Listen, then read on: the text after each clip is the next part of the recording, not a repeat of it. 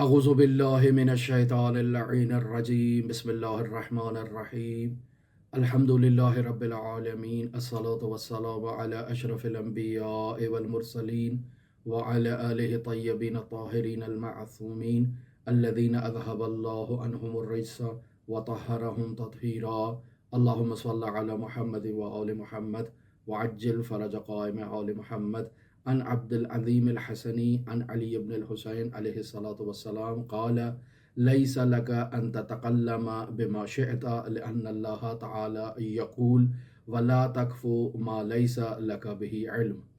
अज़ीज़ान मोहतरम, किताब शरीफ वसाइल शिया अब्वाब जहाद बिन नफ्स और दूसरा बाब और दूसरे बाब की आखिरी हदीस यानी 8वीं हदीस इस बाब की आखिरी हदीस है।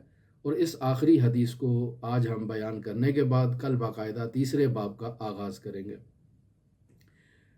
नहायती अहम मौजू इल्म अखलाक में इंसान का अपनी ज़बान को कंट्रोल करना और इंसान का अपने कान को यानी अपनी समाअत को कंट्रोल करना, ये दो ऐसे आज़ा हैं कि जिन्हें अगर इंसान अपने कंट्रोल में रखे तो इंसान के बाकी आज़ा भी इंसान का साथ देते हैं और इंसान इस तरह से सआदत की तरफ कदम बढ़ाता है। और सर फहरिस्त आज़ा में इंसान की ज़बान है कि ज़बान से मुतअल्लिक़ बेशुमार ऐसे गुनाह हैं जिन्हें उलमा ने, फ़ुक़हा ने, मुअल्लिमीन अखलाक ने बयान किया है कि जिनकी अगर फ़हरिस्त शुमार की जाए तो बहुत ज़्यादा है। मरहूम गज़ाली ने किताब अहयाए उलूमुद्दीन में तकरीबन 20 इसके असर बयान किए हैं, गुनाह बयान किए हैं, लेकिन इनकी तादाद ज़्यादा है यकीनन अगर ज़बान के आसार को देखा जाए। लिहाजा अगर ज़बान इंसान के कंट्रोल में आ जाए तो तमाम जिस्म इंसान का महफूज रह सकता है। और अगर इंसान अपनी ज़बान पर कंट्रोल नहीं करता और इंसान की ज़बान गुनाह में मुब्तला हो जाती है तो ये ज़बान बाकी तमाम आज़ा को भी गुनाह की तरफ वादार करती है, मजबूर करती है और बाकी आज़ा को भी गुनाह की तरफ खींच के ले आती है। लिहाजा ज़बान एक नहायती हसास उज़्व है इंसान के आज़ा में। और ये हमारा जो मौज़ू गुफ्तगू है इस दूसरे बाब में, जो इमाम ज़ैनुल आबिदीन अलैहिस्सलातु वस्सलाम से आज रिवायत को अब्दुल अज़ीम हसनी नकल कर रहे हैं, तो दर वाक़ई इस बाब में इंसान के आज़ा व जवारिह के वाजिबात को बयान किया जा रहा है कि अल्लाह तबारक व तआला ने इंसान के जिस्मानी आज़ा पर ईमानी जो नसीब है, जो ईमानी हिस्सा है, वो आज़ा व जवारिह पर तक़सीम कर दिया है। तो ज़बान का भी अपना एक हिस्सा है, इंसान के कानों का भी एक अपना हिस्सा है। लिहाजा यहाँ आज की हदीस में जो 8वीं हदीस है इस बाब की और आखिरी हदीस है इस बाब की, रिवायत नकल की जा रही है मरहूम शेख हुर्रियामुली की जानिब से और रिवायत है अब्दुल अज़ीम हसनी से और वो अपने सिलसिला सनद से हज़रत इमाम ज़ैनुल आबिदीन अलैहिस्सलातु वस्सलाम से इस मतलब को नकल फरमा रहे हैं। लिहाजा इमाम ज़ैनुल आबिदीन अलैहिस्सलातु वस्सलाम फरमा रहे हैं लैसा लका अन ततकल्लमा बिमा शिअता, यानी तुम्हें इस बात की हरगिज़ इजाज़त नहीं है कि तुम जो चाहो वो अपनी ज़बान से कलाम को जारी करो, यानी अपनी ज़बान का इस्तेमाल करो और बेदरेग इस्तेमाल करो। तुम्हें इस बात की इजाज़त नहीं है। क्यों इस बात की इजाज़त नहीं है या अपना रसूलुल्लाह? तो इमाम ज़ैनुल आबिदीन यहाँ उसकी दलील बयान फरमा रहे हैं। फरमाते हैं कि खुदावंद मुताल सूरह असरा की आयत नंबर 36 में बाकायदा इरशाद फरमा रहा है वला तकफ़ु मा लैसा लका बिही इल्मुन, यानी खुदावंद मुताल इरशाद फरमा रहा है कि जिस बात का तुम्हें इल्म ही नहीं है उस बात को अपनी ज़बान पर जारी मत करो। लिहाजा बेपनाह गुनाह इस ज़बान से मुताल्लिक़ ऐसे बयान हो सकते हैं कि जो इंसान की इनफरादी ज़िंदगी में, इंसान की मुआशरती ज़िंदगी में उसकी नाबूदी का बाइस बनते हैं। मसलन इंसान बैठा हुआ है, बेहुदा गुफ्तगू कर रहा है। अब ये बेहुदा गुफ्तगू करना यानी ऐसी गुफ्तगू करना कि जिसका कोई सर पैर नहीं है, इस गुफ्तगू का क्या फ़ायदा है? ये इंसान की ज़िंदगी को बतालत में मुब्तला कर देती है। फिर इंसान अगर बेहुदा गुफ्तगू कर रहा है तो यकीनी बात है कि कोई उसको सुन भी रहा है। इसके लिए उस गुफ्तगू को करना और दूसरे शख्स के लिए इस बेहुदा गुफ्तगू को सुनना ये जायज़ नहीं है।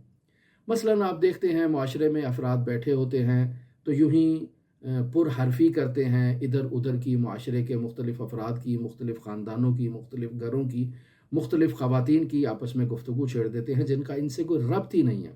تو یہ تمام گفتگو بیہودہ گفتگو ہے جس کا کوئی سر پیر نہیں ہے، جس کا کوئی فائدہ نہیں ہے. یہ پر حرفی کرنا یعنی بہت زیادہ بولنا.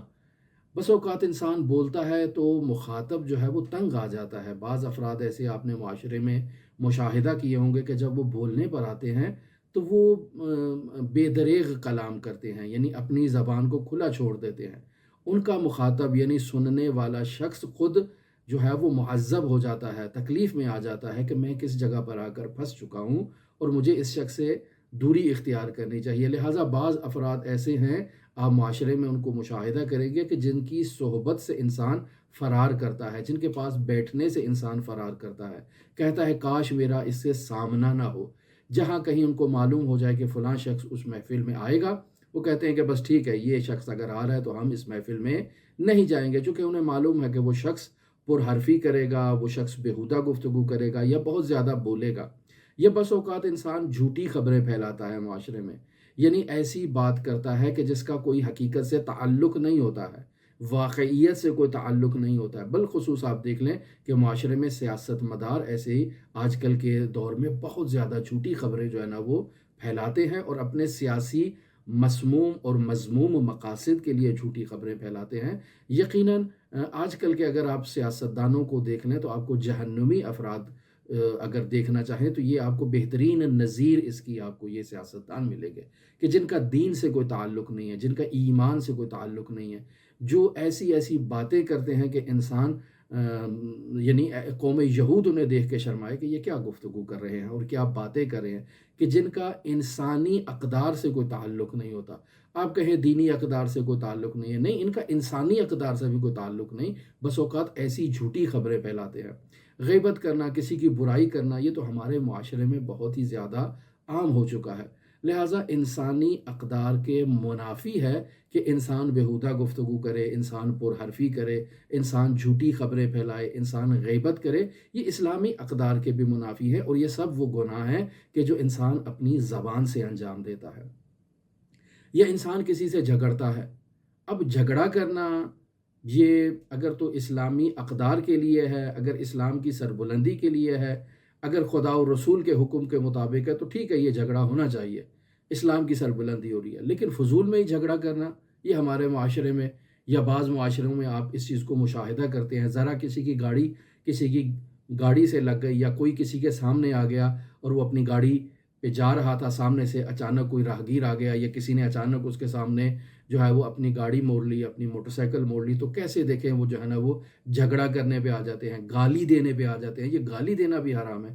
ایسا جھگڑا کرنا بھی اسلامی تعلیمات کے مصداق میں سے نہیں ہے. یا انسان کسی پہ تہمت لگا دے. اب یہ تہمت لگانا بھی جو ہے وہ زبان کے گناہوں میں سے ہے اور بہت زیادہ آج کل آپ اس کو معاشرے میں مشاہدہ کر رہے ہیں. یا بس اوقات انسان خود ستائی کرتا ہے، یعنی اپنی تعریفیں کرنا شروع کر دیتا ہے اور اسے ہمارے معاشرے میں کہتے ہیں اپنے منہ میاں مٹھو بننا، یعنی بہت زیادہ تعریفیں کرنا اپنی. خوب احیاء العلوم میں غزالی نے اسے گناہوں میں شمار کیا ہے، باقاعدہ زبان کی آفات میں اسے شمار کیا گیا ہے. بیجا کسی کے ساتھ اصرار کرنا. خوب اصرار، اس کی کیا گنجائش ہے کہ آپ کسی کو اصرار کریں؟ یعنی آداب اسلامی، اخلاق اسلامی سے یہ منافات رکھتا ہے اور یہ آپ کسی کو بیجا اصرار کریں گے تو یقینی بات ہے کہ آپ کے تمام جسمانی اعضاء بھی اس اصرار میں آپ کی زبان کا ساتھ دیں گے. لہٰذا الفساد یہاں پر انسان کی زبان ہے. یہ انسان جھوٹے شائعات جو ہے وہ معاشرے میں پھیلا دیتا ہے، اس کا تعلق بھی زبان سے ہے. خود جھوٹ جو ہے وہ خود ایک گناہ ہے اور انسان معاشرے میں جھوٹے جو ہے وہ شائعات پھیلا رہا ہے اور یہ آج کل آپ معاشرے میں اس چیز کا بہت زیادہ پرچار دیکھیں گے. اللہ نے انسان کو بہت نعمت دی ہے اور انسان کفران نعمت کرتا ہے، اللہ کا شکر ہی ادا نہیں کرتا. معاشرے میں آپ دیکھ لیں کیسے لوگ اپنی مشکلات کا ذکر کرتے ہیں، اپنی مصیبتوں کا ذکر کرتے ہیں، اپنی پریشانیوں کا ذکر کرتے ہیں، مہنگائی کا ذکر کرتے ہیں اور یہ جو حکومت انسان کے اوپر ظلم ڈھا رہی ہے ان مظالم کا ذکر کرتے ہیں. ٹھیک ہے کہ یہ سب مظالم انسان پر واقع ہو رہے ہیں، لیکن اگر انسان ان مظالم کے مد مقابل اللہ کی نعمات کو شمار کرنا چاہے تو یہ مظالم ان کے سامنے کچھ بھی نہیں ہے، بہت حقیر ہیں.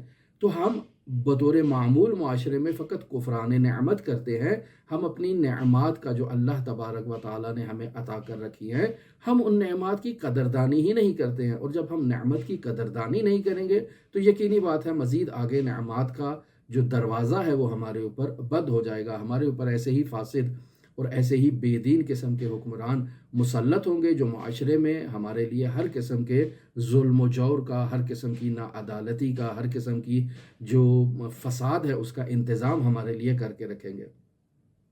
لہٰذا عزیزان محترم، انسان کو چاہیے کہ ان برائیوں سے خود کو محفوظ رکھے۔ بس اوقات آپ معاشرے میں ایک گناہ دیکھتے ہیں کہ انسان دوسروں کو مسخرہ کرتا ہے، یہ بس اوقات خود کو بھی مسخرہ کرتا ہے، کیوں؟ تاکہ لوگ ہنسیں۔ یہ اسلامی آداب کے منافی ہے، اور بہت زیادہ آپ اس کو آج کل معاشرے میں مشاہدہ کرتے ہیں، سوشل میڈیا پہ مشاہدہ کرتے ہیں کہ لوگ دوسروں سے لائک وصول کرنے کے لیے، دوسروں کو ہنسانے کے لیے، دوسروں کے درمیان خود کو جو ہے وہ مشہور کرنے کے لیے وہ یا تو کسی دوسرے کی جو ہے وہ نقل اتاریں گے، یا پھر اپنے آپ کو ذلیل و خوار کرنا شروع کر دیں گے تاکہ لوگ ان کی باتوں سے ہنسیں، لوگ ان کی باتوں سے خوش ہوں کہ کتنی جو ہے نا وہ یہ مسخری کرتا ہے، اور کتنی جو ہے نا یہ خود کے ساتھ جو ہے وہ خود کو کتنی ضلالت میں مبتلا کرتا ہے۔ اور پھر بالآخر ہے اس طرح سے وہ اپنے آپ کو ذلیل کر رہے ہیں یا دوسروں کو مسخرہ کر رہے ہیں، یہ دونوں زبان کے گناہ ہیں، اور انسان ایسا کبھی بھی اعلیٰ اقدار کو حاصل نہیں کر سکتا کہ جو اس عیب میں مبتلا ہے، اور یہ گناہ انسان کو ترک کرنا چاہیے۔ یا انسان بالفرض گناہوں کا تذکرہ کرتا ہے، خوب گناہ کا تذکرہ کرنا، وہ بھی اگر لذت کے ساتھ گناہ کا تذکرہ کیا جائے، وہ بھی اگر دوسروں کو گناہ کی طرف ابھارنے کی خاطر جو ہے وہ گناہ کا تذکرہ کیا جائے، تو یہ بہت بڑا عیب ہے، خود یہ بہت بڑا گناہ کبیرہ ہے۔ اور بالفرض اگر انسان گناہ آلود مجالس کا ذکر کرتا ہے کہ فلاں جگہ شراب کی محفل تھی، ہم ایسے گئے اور ایسے جو ہے نا وہ وہاں پر اس محفل میں شریک ہوئے، پھر یہ آثار اس پر مرتب ہوئے، یا اسی طرح لہو و لعب کی دوسری محافل کا انسان تذکرہ کرتا ہے، مجالس فسق و فجور کا تذکرہ کرتا ہے، اور بہت ہی شوق سے اس کا تذکرہ کرتا ہے۔ بالخصوص آپ دیکھ لیں کہ ہم نے سنا ہے آج کل جو روزانہ کی بنیادوں پر جو ٹی وی شوز ہوتے ہیں، جو صبح مارننگ شو جن کو کہا جاتا ہے، ان میں اس قسم کی جو ہے نا وہ گناہ کی محفلیں جو ہے نا وہ منعقد کی جاتی ہیں۔ خوب یہ گناہ ہے، اس سے انسان کو اجتناب کرنی چاہیے۔ لہٰذا معاشرے میں بہت زیادہ فساد جو ہے نا وہ یہی سوشل میڈیا کے ذریعے سے، یہی ٹیلی ویژن کے ذریعے سے یہ پھیل رہا ہے، اور اس کی روک تھام کا جو اور اس کے سدباب کرنے کا جو انتظام ہے وہ نہایت ہی ضروری ہے۔ انسان کسی ایسے شخص کو اپنی زبان سے لعن و نفرین کرتا ہے کہ جو لعن کا مستحق نہیں ہے۔ مثلا ایک اللہ کا ولی ہے، آپ اس اللہ کے ولی پہ لعن و نفرین کرنا شروع کر دیں۔ مثلا آپ دیکھتے ہیں کہ معاشرے میں بہت سے لوگ ہیں کہ جو ایسے پاکیزہ افراد کی عیب جوئی کرتے ہیں، ان کے عیوب کو بیان کرتے ہیں، ان کی برائیاں کرتے ہیں، ان پہ لعن و نفرین کرتے ہیں، جو کہ گناہ ہے۔ بعض ایسے افراد ہیں کہ جو ایسی عیب جوئی میں مبتلا ہوتے ہیں، لیکن آپ کے معاشرے میں اگر ایسا نہیں، کوئی ایسا شخص ہے کہ جو صاف ستھرا ہے، پاکیزہ ہے، آپ اس پر جو ہے نا وہ لعن کر دیں، فضول میں ہی لعن کر دیں۔ مثلا آپ جا رہے ہیں، کسی نے آپ کے ساتھ جو ہے نا وہ آپ کی گاڑی کے آگے گاڑی لگا دی، تو آپ اس کو لعن کرنا شروع کر دیں۔ یا کسی نے نو پارکنگ کی جگہ پر گاڑی لگا دی، آپ کے دروازے کے آگے گاڑی کھڑی کر دی، تو آپ کو اس سے مشکل کا سامنا کرنا پڑا، تو آپ اس کو لعن کرنا شروع کر دیں۔ خوب یہ جائز نہیں ہے، یہ درست نہیں ہے۔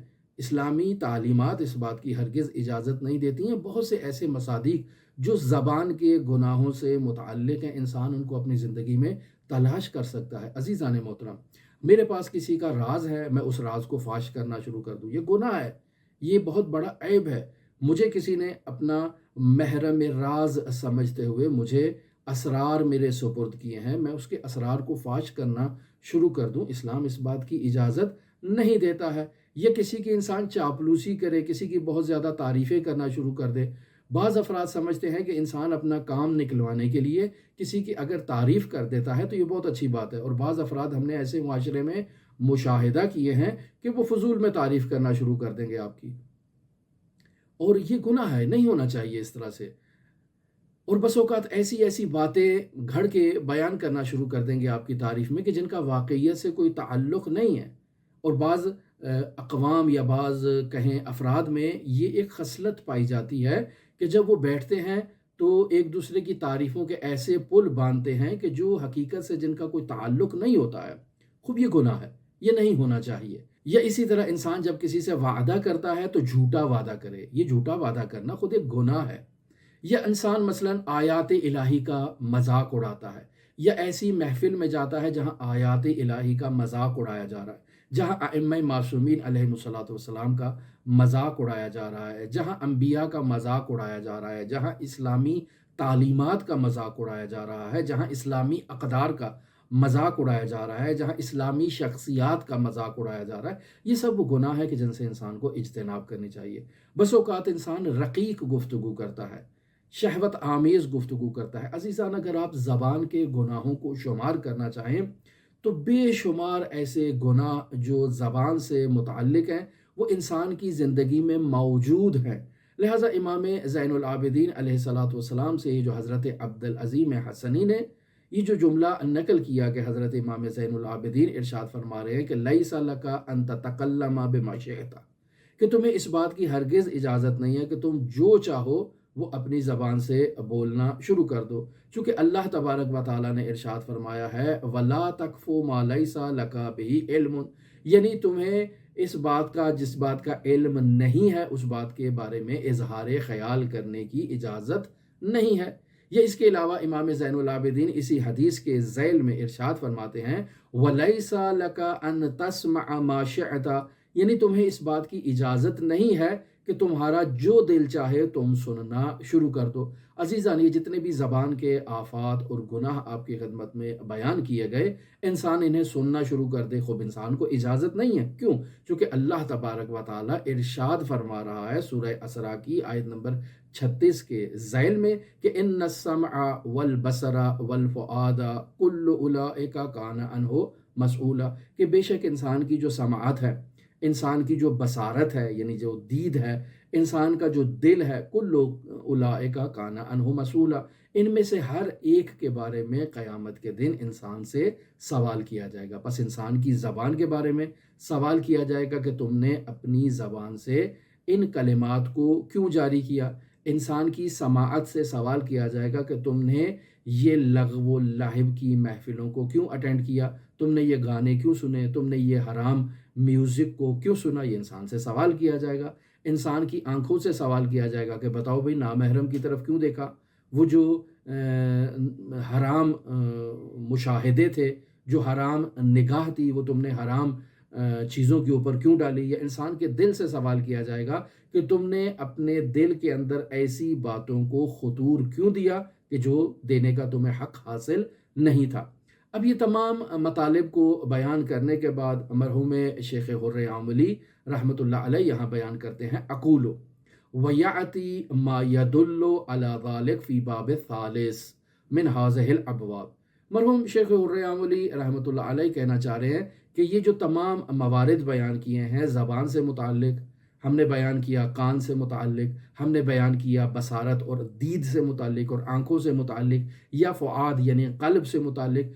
اقول، میں مرحوم شیخ حر عاملی کہتے ہیں کہ یاتی ما یدل علی ذلک، کہ ان تمام گناہوں کی تفصیل جو ہے وہ آ جائے گی ان قریب ہی فی باب ثالث من هذه الابواب، یعنی انہی ابواب وسائل الشیاء، ابواب جہاد بالنفس کے تیسرے باب میں ہم تفصیلاً ان مطالب کو ذکر کریں گے. عزیزان محترم، یہاں دوسرے باب کا جو ہے وہ مکمل اختتام ہوتا ہے، ہم نے آپ کی خدمت میں بیان کر دیا. انشاءاللہ اپنی آئندہ گفتگو کا آغاز کرتے ہیں تیسرے باب سے. اس تیسرے باب میں انسان کی جسمانی اعضاء کے جو مستحبات ہیں، جو مکروہات ہیں، اسے آپ کی خدمت میں بیان کیا جائے گا. ایک روایت ہے حضرت امام زین العابدین علیہ الصلوۃ والسلام سے کہ اس تیسرے باب میں صرف ایک روایت کو بیان کیا گیا ہے، اور اس روایت میں حضرت امام زین العابدین نے گویا کہ حقوق کو بیان کیا ہے. انسان کے جسمانی اعضاء کے اوپر کیا کیا حق انسان کے اوپر آتا ہے، انسان کے عزیز و اقارب کے کیا حقوق ہیں، یا دوسرے کچھ واجبات ہیں جن کے حقوق ہیں، تو تمام کو تفصیل سے امام زین العابدین اس روایت میں بیان کر رہے ہیں. اور نسبتاً روایت طولانی روایت ہے، اور اس باب میں یعنی باب سوم میں صرف ایک ہی روایت بیان ہوئی ہے، جس کو انشاءاللہ کل ہم اپنی گفتگو میں باقاعدہ آغاز کریں گے. ہماری دعا ہے کہ خداوند متعال ہمیں یہ آداب اخلاقی پر عمل کرنے کی توفیق عطا فرمائے.